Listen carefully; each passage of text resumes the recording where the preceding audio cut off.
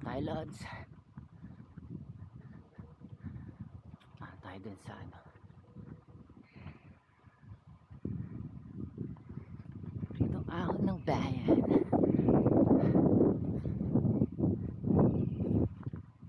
Nandito tayo today sa Pinugay Baras para ahunin itong tinatawag nilang mini wall. Isa ito sa mga paborito kong ruta, lalo na kapag weekdays dahil tahimik ang lugar na ito. Sa Strava segment, ang haba nito ay almost 500 meters at ang average gradient dito ay almost 8% gradient. Ang max gradient na makukuha mo dito is 18% or 19%, depende kung saang side ka ng kalsada. Ang ginagawa ko dito, sa umpisa pa lang ng ahon, nagsasagad na agad ako ng gearing para hindi ako mabitin sa pagpedal.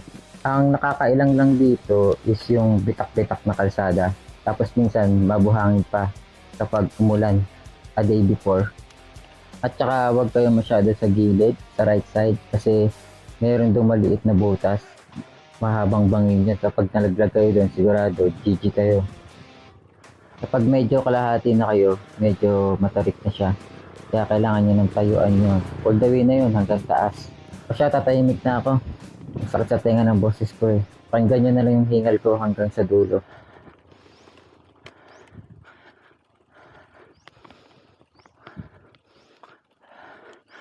Ay.